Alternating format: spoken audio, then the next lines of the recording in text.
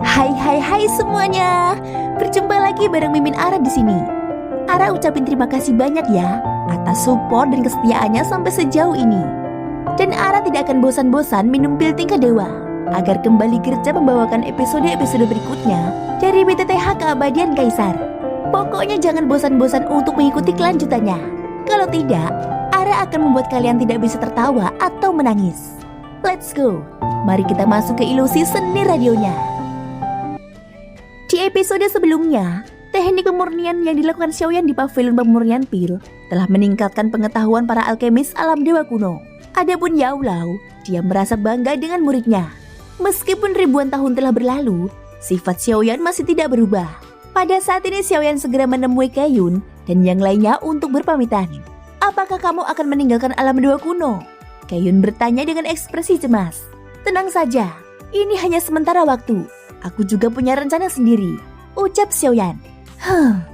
Aku berharap kamu bisa jaga diri. Berhati-hatilah, ucap Kaiyun.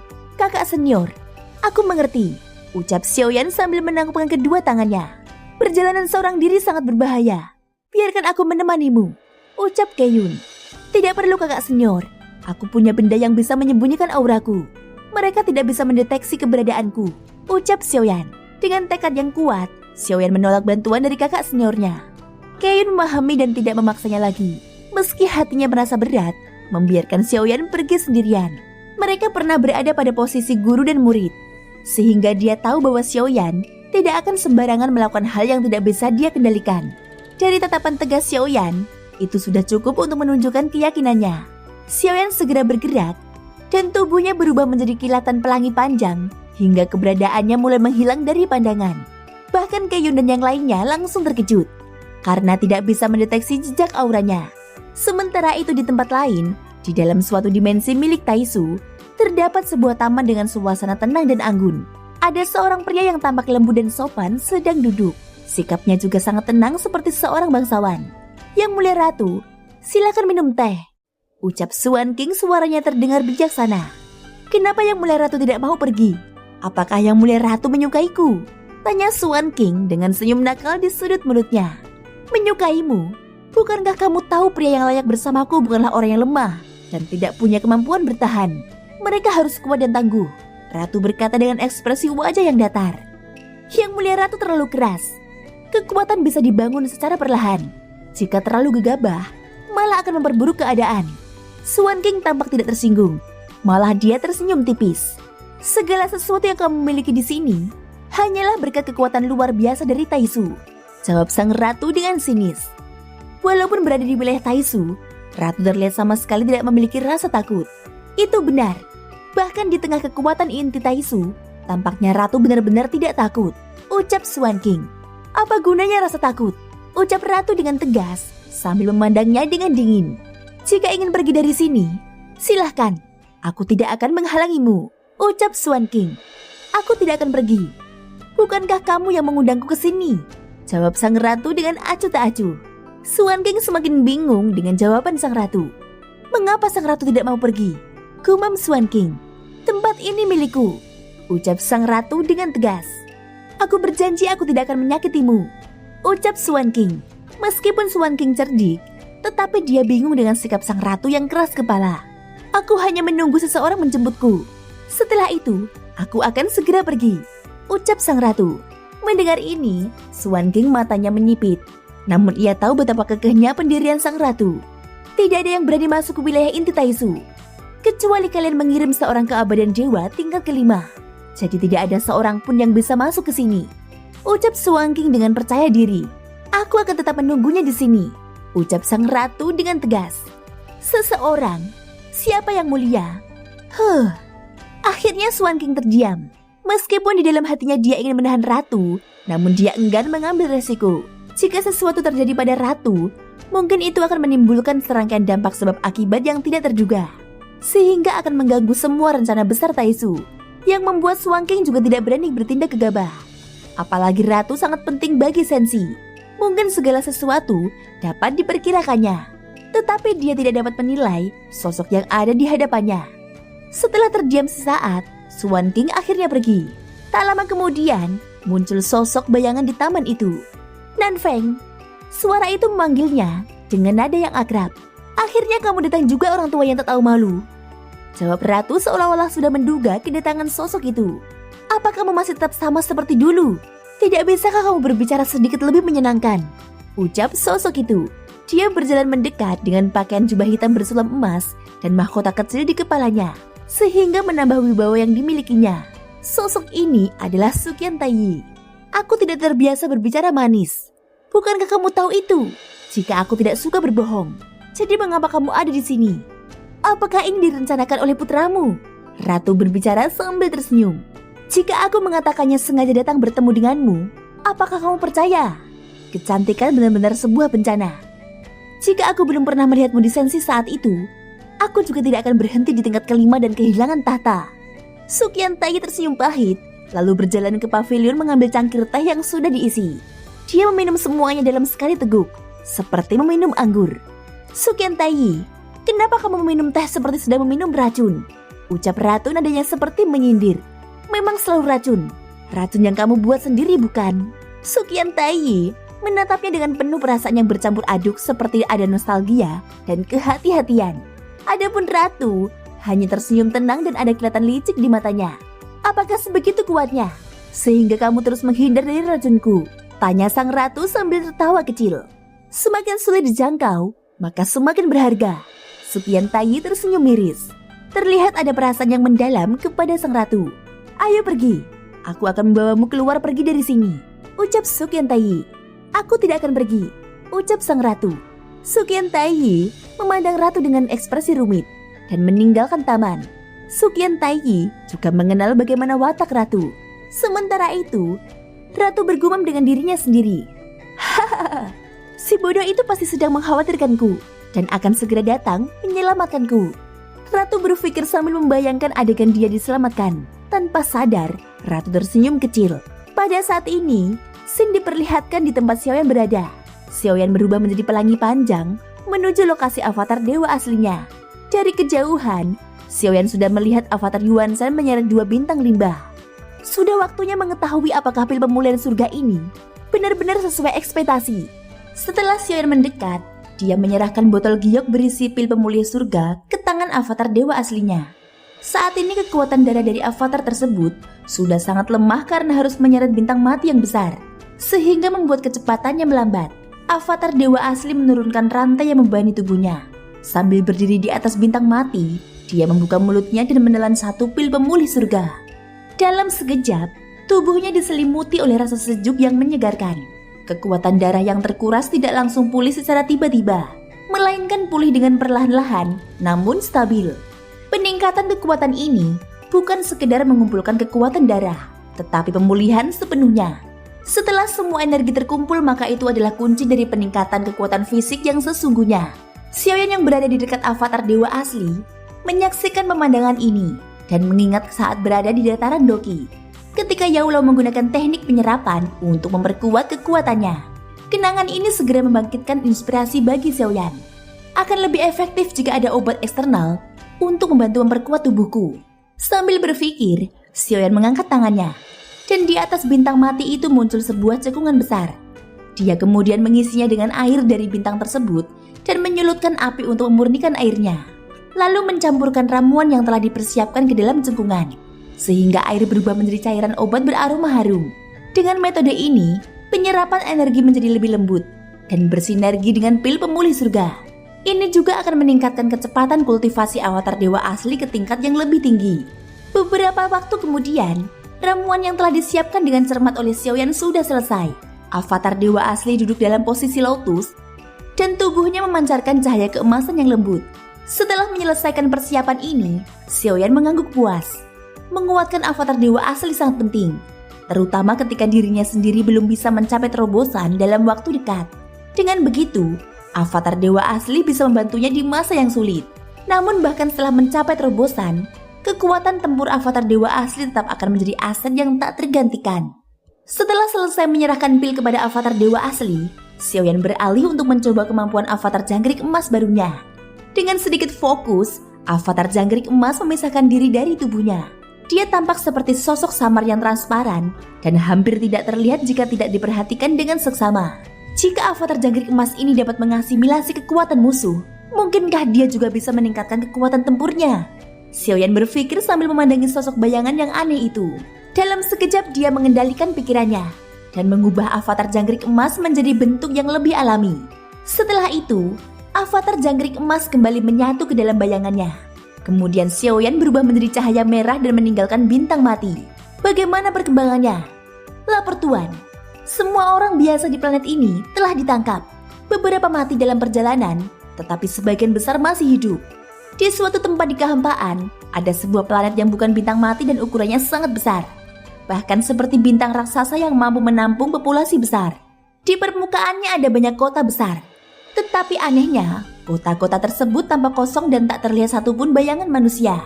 Di sana ada gunung, sungai, bahkan laut yang luas. Dari kejauhan, tempat ini tampak seperti layaknya dunia yang seharusnya ramai.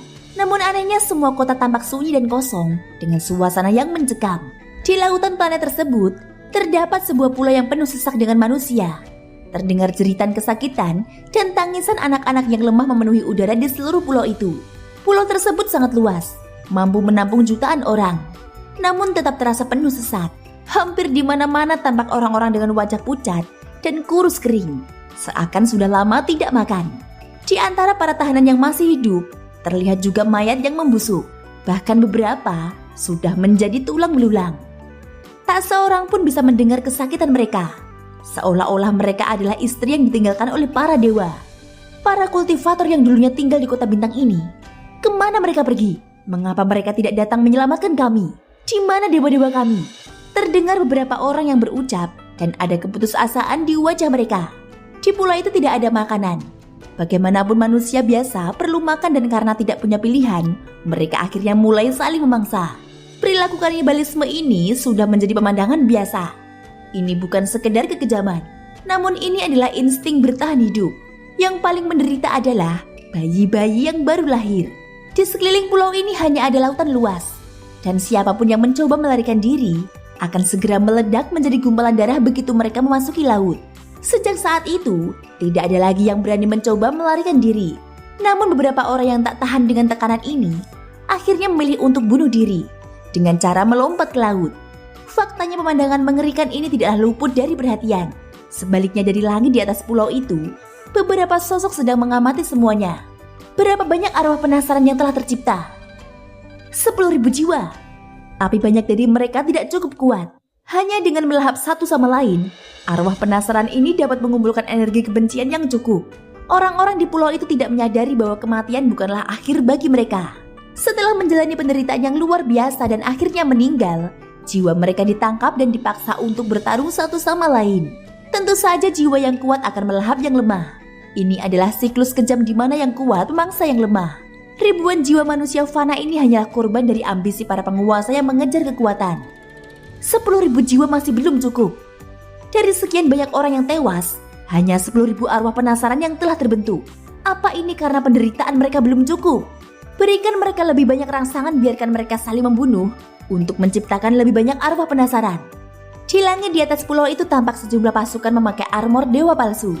Mereka berasal dari Taisu. Dan yang paling tragis adalah mereka dulunya adalah para kultivator kuat dari bintang ini.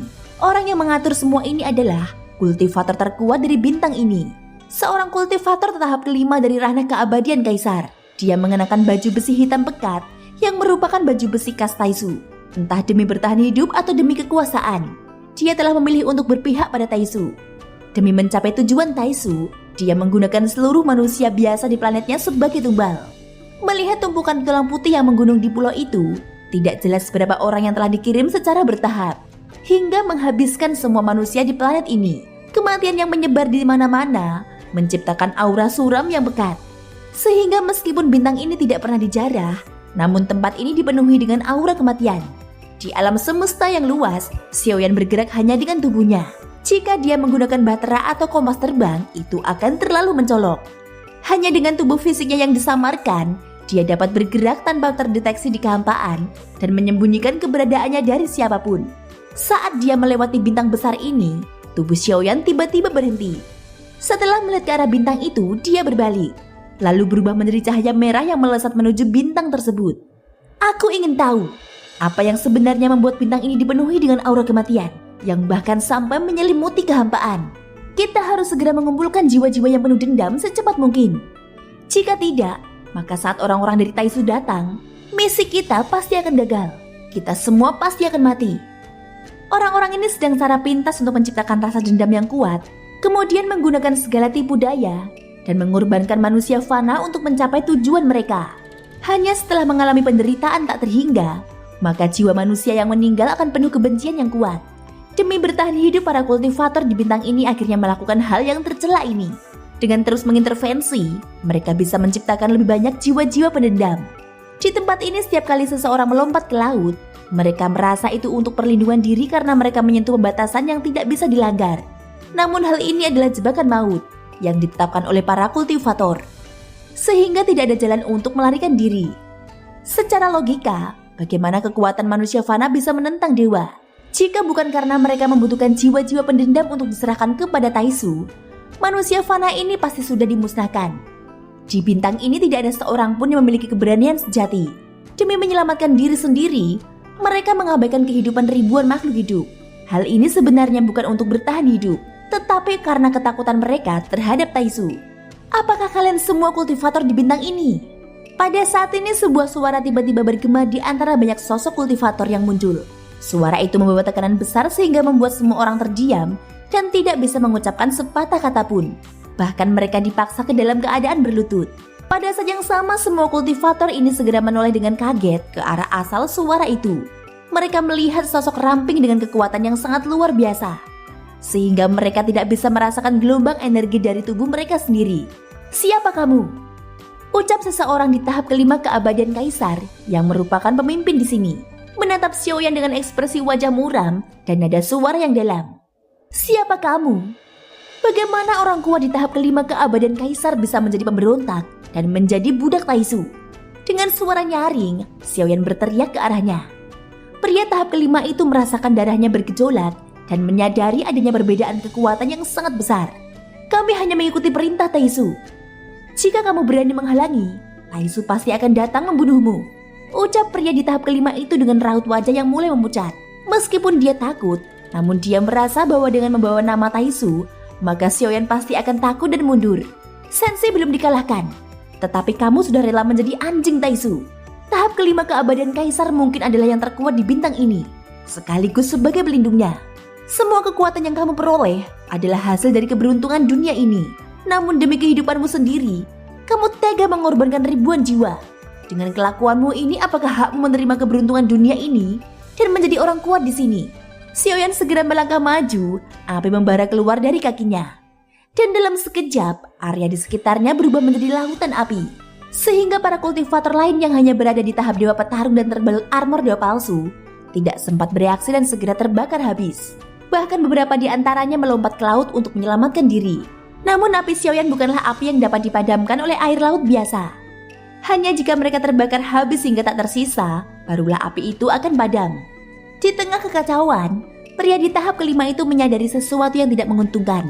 Dia berusaha menghancurkan selip batu giok hitam di tangannya, tetapi tiba-tiba menemukan dirinya tidak mampu bergerak, dan selip batu giok itu terbang ke arah Xiaoyan. Sebagai pemberontak, aku tidak akan memberimu kesempatan hidup, Xiaoyan berkata dengan nada suara yang dingin. Seketika dari bayangannya muncul avatar jangkrik emas yang menyerang dengan kekuatan kepakan 6 sayapnya. Cahaya keemasan tiba-tiba keluar dari mulut kultivator langka kelima ini. Tubuhnya juga langsung roboh dan berubah menjadi kabut darah yang kemudian ditelan oleh avatar jangkrik emas, sehingga auranya menjadi semakin kuat. Xiaoyan terkejut melihat kekuatan avatar jangkrik emas yang dapat menyerap kekuatan lawan dan mengubahnya menjadi kekuatannya sendiri. Kemudian dia terus membiarkan avatar jangkrik emas terus melahapnya. Namun hanya ada satu langkah kelima keabadian Kaisar di sini. Sisanya hanyalah dewa petarung. Setelah semua selesai, lautan api di sekelilingnya perlahan padam dan kembali menyatu ke dalam tubuh Xiaoyan. Dengan menyerap ratusan dewa petarung dan satu kultivator tahap kelima keabadian Kaisar, avatar jangkrik emas tampaknya telah mencapai kekuatan yang setara dengan tahap ketujuh keabadian Kaisar. Kemampuan untuk menyerap kekuatan lawan dan mengubahnya menjadi kekuatan pribadi memang luar biasa. Peran avatar jangkrik emas tidak sepenuhnya seperti yang dikatakan Yuyan. Avatar tersebut tidak hanya dapat memperoleh kekuatan aturan dari pihak lain, tetapi juga melahap kekuatan yang dimiliki oleh sosok yang ditelannya. Namun kekuatan dan energi yang diperoleh dari penyerapan ini tidak bersifat permanen. Seiring berjalannya waktu, energi tersebut perlahan-lahan akan menghilang. Xiaoyan segera menyadari ketika menguji kemampuan avatar jangkrik emas ini dengan beberapa teknik bertarung, bahwa dalam pertempuran, kekuatan yang diperoleh akan terkuras lebih cepat. Jika tidak bertarung, maka laju pengurasan kekuatan cukup lambat, sehingga menjadikan avatar jangkrik emas ini sangat berguna. Saat ini mata Xiaoyan memancarkan kilauan tajam. Setelah memahami potensi avatar jangkrik emas, dia mulai merencanakan strateginya. Avatar ini berbeda dari avatar dewa aslinya. Kemampuannya adalah mengambil alih kekuatan dari dunia ini. Jika avatar ini mampu menyerap kekuatan keabadian para dewa, maka kekuatannya akan meningkat pesat dan bahkan bisa menyatu dengan tubuh utamaku untuk sementara waktu memberikan kekuatan keabadian para dewa. Tidak heran Zixun begitu menghargainya. Yuyan pun merasa bahwa avatar jangkrik emas layak untuk diperhatikan. Aku tidak tahu apakah dia benar-benar tertipu oleh tipu muslihatku atau dia dengan sengaja mengabaikannya. Setelah menyatukan avatar jangkrik emas dengan bayangannya, Xiaoyan segera mengayunkan tangannya, membuka segel di bawah, lalu menyebarkan pil dan menangkap beberapa makhluk laut raksasa dari laut di sekitarnya. Kehidupan manusia hanya berlangsung sekitar 100 tahun. Tetapi sekelumit keserakahan kultivator membuat mereka harus terpisah dengan orang terkasihnya dan menciptakan kebencian yang abadi. Xiaoyan hanya bisa menghela nafas ketika melihat pemandangan tersebut dan merasa betapa kecilnya makna hidup mereka. Setelah memindai bintang ini, Xiaoyan menduga para kultivator di bintang ini telah dimusnahkan sepenuhnya oleh Taisu. Dan yang tersisa hanyalah beberapa kultivator yang bersedia menjadi pengikut Taisu untuk menciptakan jiwa-jiwa pendendam. Bintang ini telah mengorbankan begitu banyak kultivator, bahkan jiwa-jiwa mereka pun tidak dibiarkan bebas. Taisu, kau benar-benar sangat kejam, gumam Xiaoyan sambil mengepalkan tangannya. Dan kemarahannya terhadap Taisu terus bertambah. Setelah dia menyelesaikan semuanya dan hendak pergi, sebuah gelombang kuat muncul dari kekosongan dan mendekat dengan cepat. Xiaoyan segera mendongak dan mendapati tidak ada keabadian para dewa di antara mereka. Xiaoyan hanya menemukan keabadian kaisar langkah kelima. Jadi Xiaoyan masih cukup percaya diri menghadapi musuh-musuh ini. Saat melihat bayangan hitam besar yang mendekat dari langit, niat membunuh Xiaoyan semakin memuncak. Sekelompok pasukan Taisu datang mendekat. Mata Xiaoyan bersinar tajam, meskipun jaraknya jauh, namun dia tetap dapat melihat dengan jelas para prajurit Taisu di kejauhan ini. Dari satu pandangan saja, dia dapat mengetahui bahwa binatang buas ini adalah milik Taisu yang telah dimodifikasi. Di punggung binatang buas ini, berdiri sosok-sosok prajurit Taisu. Mereka selalu menghantui ruang hampa kemanapun mereka pergi. Walaupun jumlah mereka banyak, namun hanya sedikit yang memiliki jiwa. Hal ini menunjukkan bahwa jumlah orang yang memiliki jiwa di Taisu sangatlah sedikit. Xiaoyan mendeteksi hanya ada 5 sosok yang memiliki jiwa dan auranya juga sangat lemah. Sepertinya Taisu benar-benar berpikir bahwa mereka dapat mengalahkan kekuatan Sensi hanya dengan pasukan kecil ini. Sungguh bodoh jika berpikir dapat mengalahkan Sensi dengan tubuh ini. Xiaoyan mendengus dingin dan memandang ke atas, kemudian tubuhnya berubah menjadi api yang menyala menuju angkasa. Apa itu? Apakah mereka penjaga planet ini? Para Taisu ini memandang ke arah Xiaoyan, namun saat semakin mendekat, semakin jelas bahwa ini bukanlah tindakan untuk menyambut kedatangan mereka. Bagaimanapun kecepatannya sangat tinggi dan tanpa niat. Untuk berhenti, aku akan menghentikan mereka. Segera suara keras terdengar, namun sebelum mereka bisa bereaksi, cahaya api telah menembus mereka dengan kecepatan kilat. Dengan ledakan besar, satu prajurit Taisu langsung hancur lalu meledak menjadi serpihan, dan nyala api tersebar di seluruh angkasa. Para prajurit Taisu langsung tercabik-cabik dan terbakar di bawah kobaran api yang kuat. Saat tubuh mereka hancur, hanya potongan-potongan armor dewa palsu yang tersisa. Aku ingin tahu, siapa yang begitu sombong dan cukup berani memprovokasi Taisuku? Teriak seorang prajurit Taisu yang memiliki jiwa. Saat ini 5 prajurit Taisu yang memiliki jiwa sedang dikelilingi oleh sisa prajurit Taisu lainnya. Tepat ketika dia berbicara omong kosong, Xiaoyan telah berhasil menembus pertahanan para prajurit Taisu dan langsung maju menuju sosok yang memiliki jiwa. Kamu ingin bertemu denganku? Xiaoyan menantang sambil mengarahkan pandangannya. Prajurit Taisu itu langsung menangkupkan kedua tangannya memberi hormat. Tetapi sebelum sempat berbicara, tubuhnya meledak menjadi gumpalan darah. Tiba-tiba avatar jangkrik emas muncul dari bayangan Xiaoyan, kemudian membuka mulutnya untuk menelan semua kabut darah. Semuanya, Mundur! Salah satu prajurit Taisu langsung berteriak ketakutan, namun saat mereka menyadari adanya ancaman, itu sudah terlambat. Di antara kelima prajurit Taisu ada satu yang berada di tahap kelima keabadian Kaisar. Adapun sisanya berada di tahap ketiga keabadian Kaisar dan memiliki perlindungan armor dewa palsu. Walaupun tahap kelima keabadian Kaisar memang kuat, tetapi masih tidak cukup untuk menghadapi kekuatan Xiaoyan, sehingga tragedi pembantaian pun tidak bisa dihindarkan. Saat ini di samping Xiaoyan berdiri avatar jangkrik emas yang kulitnya tampak putih dan bercahaya dengan aura misterius. Bahkan penampilannya juga tampak seperti manusia. Wajahnya lembut, tetapi yang tidak diketahui orang lain adalah bahwa makhluk selembut batu giok ini merupakan makhluk pemangsa yang ganas. Tidak mungkin kekuatannya naik ke tahap ke-8 dengan cepat. Xiaoyan terkejut melihat perubahan avatar jangkrik emas yang telah menelan 5 prajurit Taisu di langkah keabadian Kaisar. Dengan kekuatan barunya ini, Xiaoyan memutuskan untuk menjelajahi sekitarnya. Selama tidak bertemu dengan kekuatan di atas tahap ketiga keabadian para dewa, seharusnya aku tidak akan mengalami kesulitan. Jika aku bisa menelan lebih banyak, mungkin avatar ini bisa berkembang sampai mencapai keabadian para dewa. Kumam Xiaoyan. Setelah memusnahkan para prajurit Taisu, Xiaoyan menghilang dalam kehampaan. Dia melihat bintang yang penuh ketakutan. Xiaoyan merasa karena tidak ada yang membimbing, mereka bertahan untuk hidup. Mereka rela memusnahkan semua manusia fana demi memenuhi jiwa-jiwa pendendam oleh Taisu yang keji. Xiaoyan segera tiba di bintang ini, yang juga penuh dengan para kultivator. Namun mereka semua ditindas oleh kekuatan Taisu. Para kultivator di sini menangkap manusia fana dan menyiksa mereka hingga mati untuk mengumpulkan jiwa-jiwa mereka. Namun kali ini Xiaoyan untuk tidak membunuh mereka. Bukan karena dia berbelas kasihan, tetapi karena saat ini dunia sensi masih membutuhkan dukungan, sehingga mereka bisa dijadikan salah satu kekuatan. Saat ini kekuatan mereka mungkin lemah, tetapi jika kekuatan seluruh sensi bersatu, maka itu akan menjadi arus deras yang kuat. Xiaoyan juga memutuskan untuk mencegah Taisu bertindak lebih jauh. Salah satu orang tua di tempat itu tampak lelah dan terpaksa menuruti perintah Taisu karena keluarganya.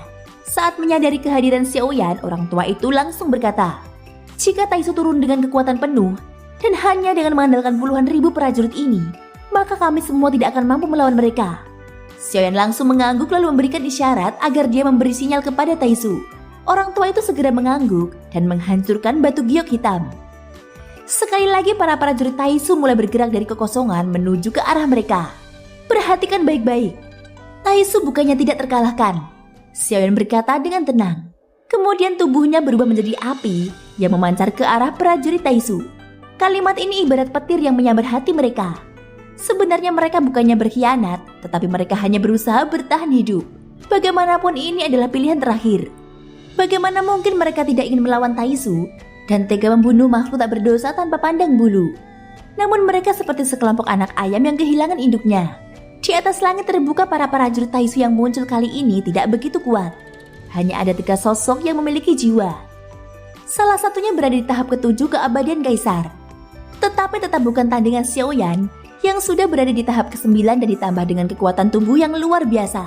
Dalam waktu singkat, para prajurit Taisu pun lenyap seluruhnya. Seolah-olah mereka meleleh di dalam api yang ada di depan mata semua orang. Segera avatar jangkrik emas terbang dan melahap mereka.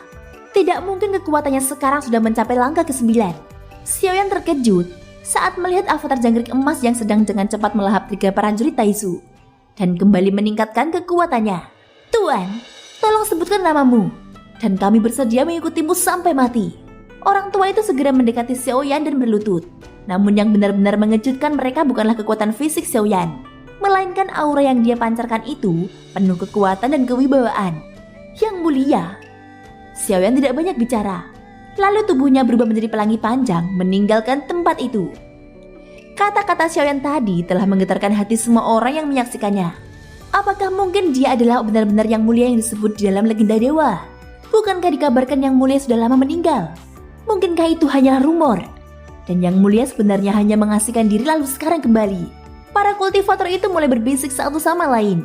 Jika itu benar memang dia, maka yang mulia telah kembali. Meskipun Shan tidak mengatakannya dengan jelas, namun kehadirannya telah menanamkan harapan yang kuat di dalam hati mereka.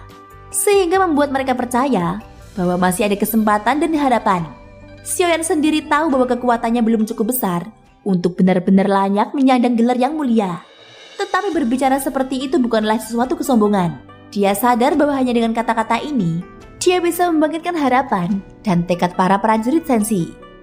Meskipun di permukaan bintang ini tampak tidak terpengaruh, namun sebenarnya telah diperbudak oleh Taisu dan dipaksa untuk menciptakan jiwa-jiwa pendendam. Faktanya Taisu tidak perlu melakukan penjarahan lagi, karena sumber daya sudah cukup terkumpul, tetapi sekarang mereka mulai bergerak untuk memproduksi benda-benda yang lain. Sehingga Taisu mulai mengumpulkan jiwa-jiwa pendendam. Tindakan Taisu ini tidak hanya memusnahkan manusia sepenuhnya, namun mereka juga membatasi garis keturunan dan menghancurkan harapan, yang pada dasarnya sama saja dengan memutuskan masa depan dunia Senshi. Thank you guys sudah mendengarkan ceritaku sampai akhir. Ikutin terus kelanjutan episode-episode berikutnya ya. Semoga hari kalian menyenangkan. Sampai jumpa dan bye-bye.